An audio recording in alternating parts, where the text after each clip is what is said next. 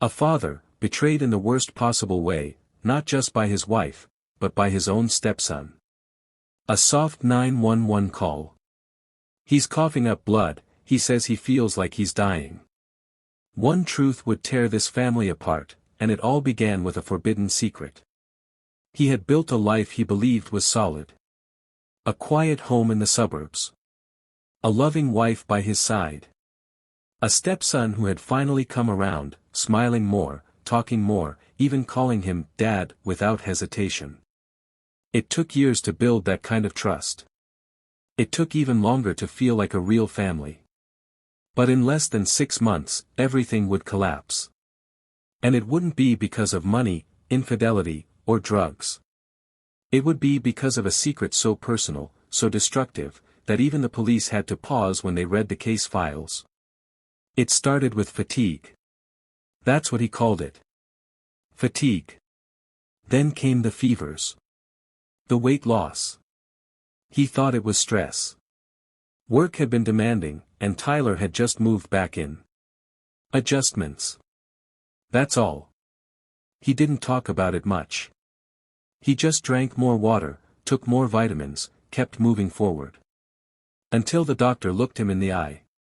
Quiet room.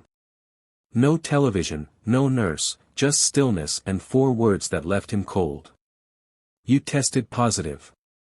HIV. He didn't speak at first. He couldn't. He was a married man. Faithful.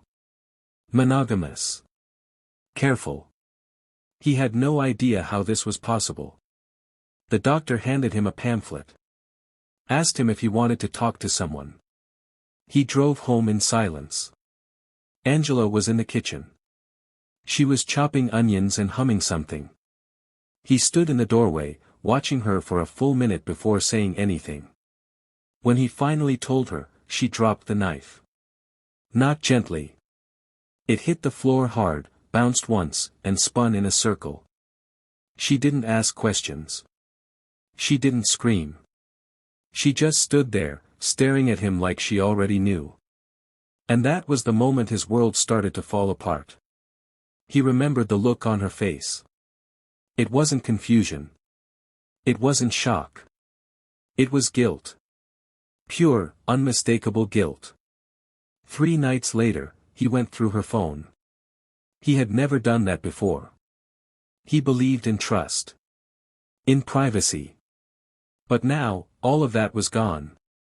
There were no text messages from other men. No flirty emojis or deleted calls. There was just one thread that caught his eye. One name. Tyler.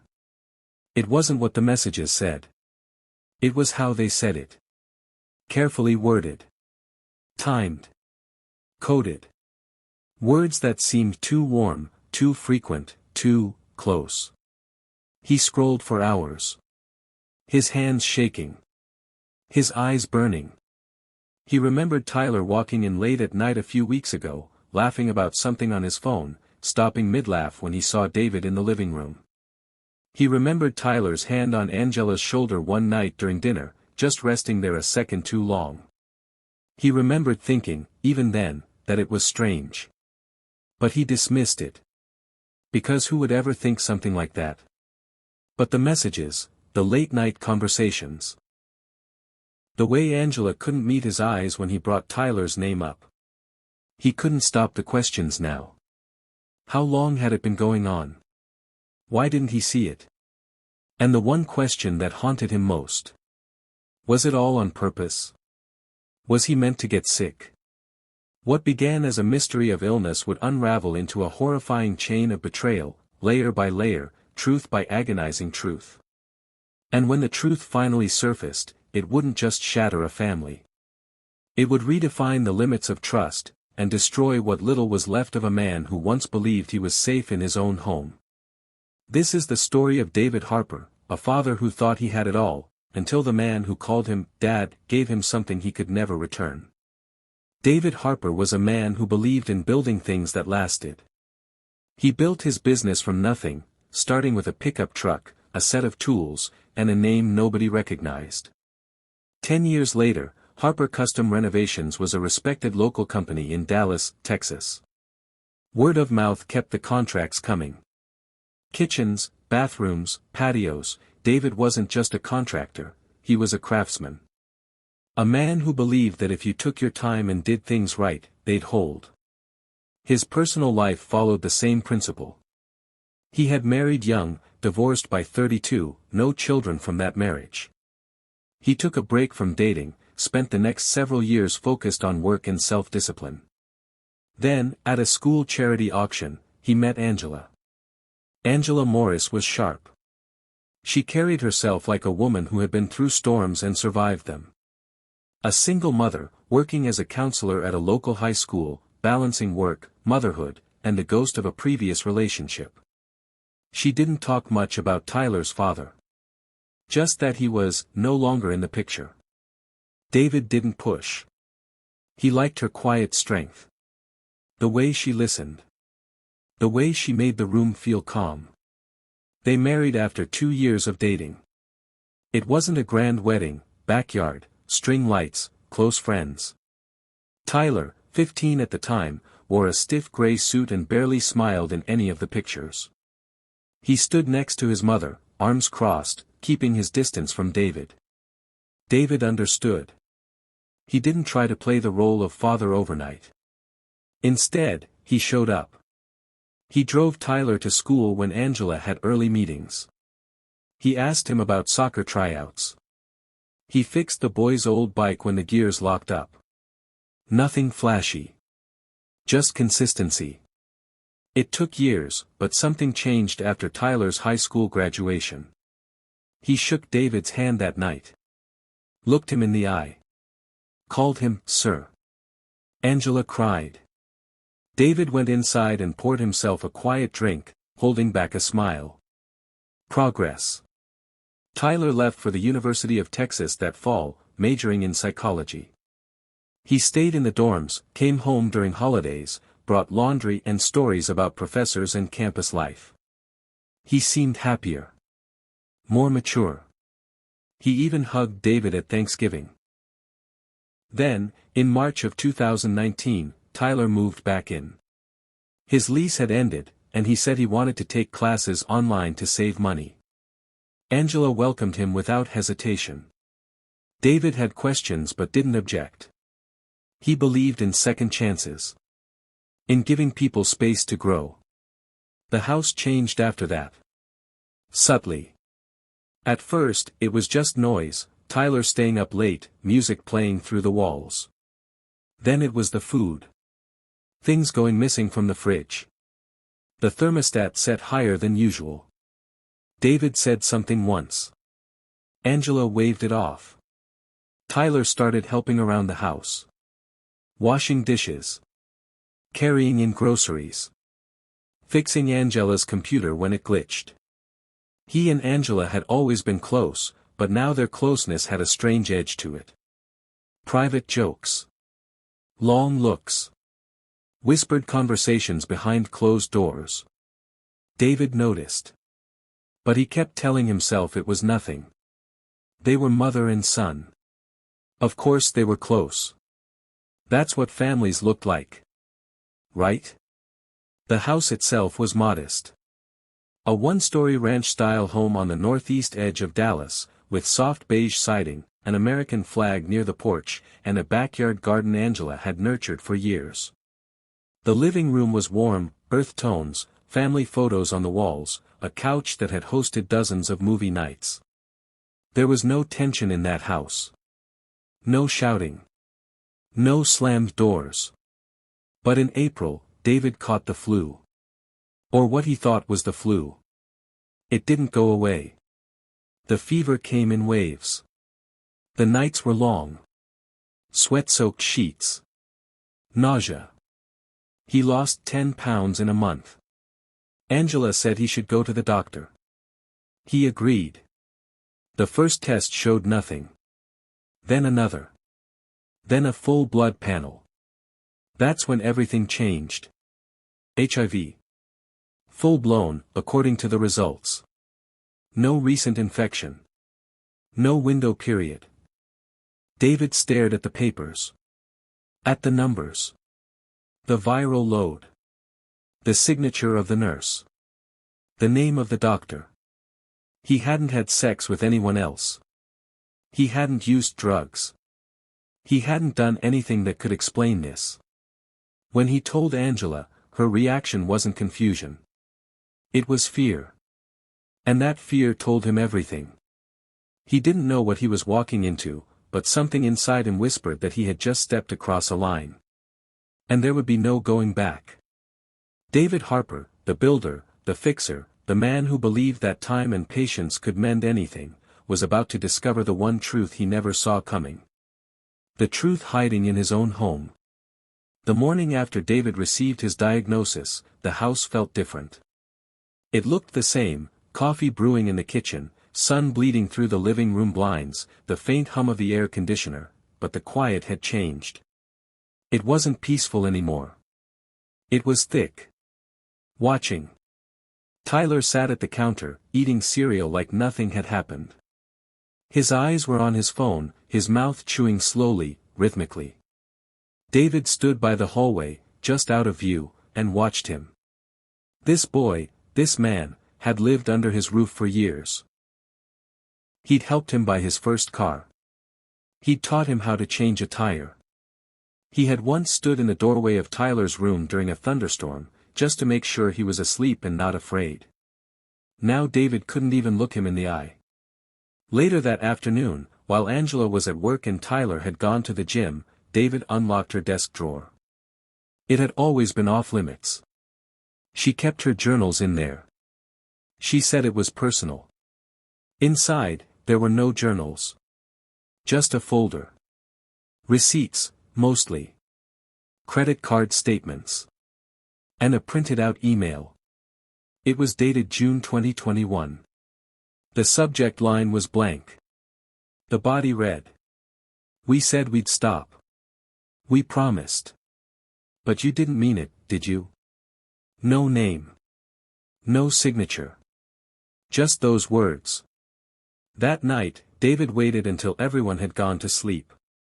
He sat on the couch in the dark. No TV. No lights. Just the soft tick of the wall clock and the rise and fall of his own breath. Flashback. 2 months earlier. Tyler had come home from a party, smelling like smoke and something else. Angela was waiting for him. Instead of scolding him, she whispered something. He laughed. Then she touched his face. Lightly. Fingers on his cheek. A gesture that didn't belong between a mother and a son. David remembered freezing in the hallway, unsure of what he'd just seen. He told himself it was nothing. The lighting. The wine. His imagination. But now, that moment was loud. It played on a loop in his head. Another memory, last Thanksgiving. Tyler had gotten up to help clear the dishes. He leaned over Angela, whispered something in her ear, and she giggled. Not laughed. Giggled. It was quick, but David had seen it. Her face flushed. She pushed him playfully. He had looked away, embarrassed for noticing. And then there was the laundry incident. A week after Tyler moved back in. David had gone into the laundry room to grab a towel. On top of the dryer was a small bottle of lubricant. He'd held it in his hand, puzzled, then put it back. He never mentioned it. But now he wished he had. Each memory added weight. Pieces of a puzzle that made no sense until they did. David's search became obsessive. He checked Angela's calendar. Her call logs. He dug into the cell phone records. Texts at 1:42 a.m. 3 minutes later, a deleted call. He logged into the home's Wi-Fi router. It had been Tyler's idea to upgrade to a smart router last year. Tyler had shown him how to access it. Now, David used that same access to check device activity. Late-night video streams from Tyler's laptop. Traffic to encrypted messaging apps. He followed the trail until he found a series of short, time-stamped clips stored in the router's cache. One of them was from a security camera mounted above the garage, something David had installed himself. It was angled just enough to catch the edge of the patio. In the clip, Angela and Tyler were sitting close. Very close. The camera had no audio. But their faces told a story. Her hand on his leg. His leaning into her. A moment stretched too long. Then they both stood. Tyler placed his hand on her back. She didn't flinch. They walked into the house together, side by side. David slammed the laptop shut. His hands were ice. His face felt hollow. He couldn't speak. He couldn't even think clearly. He had seen enough. The next day, he confronted Angela. She denied nothing. Her silence said more than words ever could. But the final blow came when he confronted Tyler. They sat in the backyard. Afternoon light. No breeze. Just the faint rumble of cars in the distance. David asked a question he never imagined forming in his own mouth. Did you sleep with your mother? Tyler didn't blink. He didn't look shocked. He just stared ahead. Then he said, I didn't mean for it to happen like that. David stood up. His chest felt hollow. His knees weak. Tyler spoke again. You were never supposed to find out. There was no shouting. No fight. Just silence. David went inside, walked to the bathroom, locked the door, and sat on the edge of the tub. He sat there for nearly 2 hours, unmoving. Everything he knew was gone. The woman he loved. The boy he helped raise. And now, the life he thought he had. Contaminated. Infected with a truth so ugly, it couldn't be explained. Only endured. And the worst part? He still didn't know if he'd seen the full truth yet. The following week blurred into itself. David moved through the house like a ghost, avoiding both Angela and Tyler. Meals were skipped. Doors remained shut. The walls seemed to close in a little more each day. There was no confrontation. No shouting match. Just a suffocating quiet filled with landmines no one dared step on. David kept thinking about the timeline. When did it start? How long had it gone on? He'd pieced together the basics, but something was still missing. There was a hole in the story. A part no one was talking about. So he went looking again. This time, he checked the attic. A place no one really used. Among the dusty boxes and old holiday decorations, he found a duffel bag tucked behind a stack of worn luggage. It wasn't his. It wasn't Angela's either. Inside were clothes, a laptop, 2 prepaid phones, and a small black notebook. The first few pages were covered in Tyler's handwriting. They weren't notes or classwork. They were entries. Journal-like. Confessions. One read. She kissed me first. I didn't stop it. I didn't want to. I never thought it would go this far. But then I started thinking, maybe I could make it last. Maybe it doesn't have to be wrong if no one knows. Another entry. He's starting to ask questions. He's looking at us differently. I told her we need to be careful. She cried. Said she couldn't live without me. And one more, scrawled more erratically, ink smeared across the page. He's sick now. He thinks it's stress. She told me not to say anything. I didn't. I won't. But part of me wonders, did she know? David felt the weight of the book in his hands. He sat down on the attic floor, breath shallow, the air thick with insulation and disbelief. She told him not to say anything. That meant she knew. The pieces clicked into place with brutal clarity. Angela knew he was sick. She knew where it came from. And she said nothing. David took the notebook and walked straight into the kitchen. Angela was washing dishes, her back turned. He placed it on the counter. She didn't ask what it was. She didn't even look surprised. Instead, she wiped her hands, turned around, and whispered, "You weren't supposed to find that." He asked her one question. "Did you give it to me?" She didn't answer. "Not right away." Then, she whispered, "I didn't mean for it to happen." David walked out of the house that night. He didn't take anything with him. Not clothes. Not keys. Not his phone. He just walked. He ended up at a hotel off I-30, checking in under a false name. The next day, he went to the police. He brought the notebook. The emails. The router footage. The test results.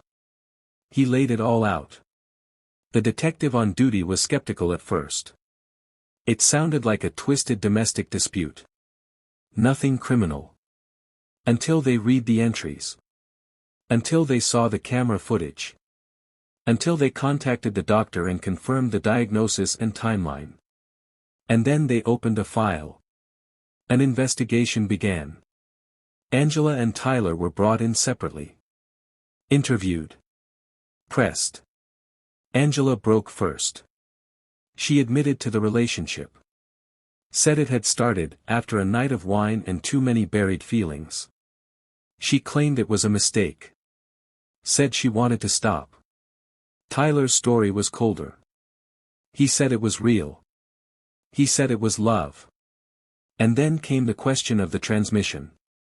Neither claimed responsibility. Both denied knowing about the HIV. But the text messages told a different story. In one, dated 3 months before David's diagnosis, Tyler wrote. "He looks pale. Do you think he suspects?" Angela replied. "Just act normal. Don't say a word." The case became more than a domestic scandal. It became a criminal inquiry. The prosecutors considered the charge of criminal transmission. Consent wasn't the issue. Intent was. And while proving that Tyler or Angela knowingly infected David was difficult, the journal entries and texts painted a damning picture. The district attorney filed charges. Reckless endangerment. Criminal transmission of an infectious disease. David watched the proceedings from the back of the courtroom. He didn't speak during the trial. He didn't testify. He didn't look at either of them. The verdict came 6 months later. Tyler was sentenced to 12 years in prison. Angela received 5. The court called it a disturbing violation of trust and responsibility. The media called it one of the most twisted family betrayals in Texas history. David called it silence. He never spoke to them again. He moved to Oregon. Changed his last name. Started over with what little health and peace he had left. But the story never really ended. Not for him. Because when the people you love become the people who destroy you, there is no closure. Only survival. David didn't speak publicly for nearly 2 years. Not to journalists, not to family, not even to the support groups that reached out. He couldn't. Every time he tried, the words dissolved into a silence he didn't know how to break. He spent those months in Oregon mostly alone, renting a small cabin near the coast, spending hours walking along the cliffs where the ocean beat itself into the rocks like it was trying to forget something, too. He got treatment. He took the medication, made the appointments, followed every step. The doctors said he was lucky to have caught it early. They used words like manageable, undetectable, and long-term health plan. But there was no medication for betrayal. No prescription for watching the people you love take your life apart with quiet decisions made behind closed doors. Then, one morning, David read an article about a man in Atlanta who had unknowingly passed HIV to his wife. She had found out during a routine checkup and left him. He had taken his own life a month later. The article ended with a quote from her. "We talk about the disease, but we never talk about the silence. The shame. The fear that keeps people from saying the truth out loud." David folded the paper. He didn't cry. But something shifted. He wrote a letter. Not to Angela. Not to Tyler. To himself. A promise. He would talk. He started small, an anonymous post on a forum for HIV survivors. Then a phone call with a support group coordinator. Eventually, a blog. He called it When Silence Kills. It was. Others still stuck in that awful place between suspicion and confirmation.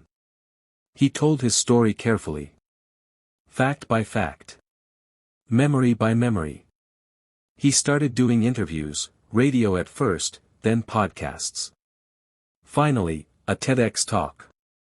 His voice shook the first time he stood on stage. But when he spoke, the room held its breath. He said, "I was infected with a virus. But that's not the part that destroyed me. What destroyed me was the silence.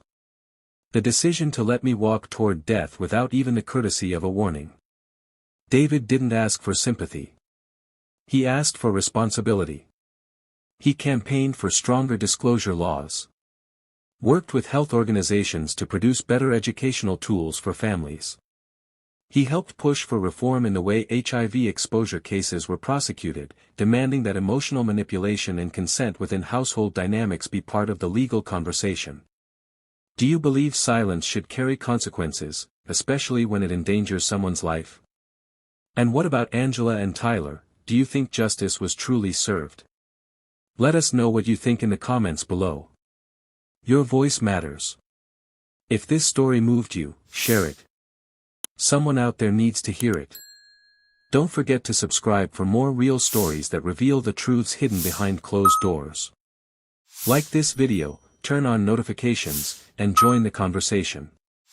Because the more we talk, the less power silence has.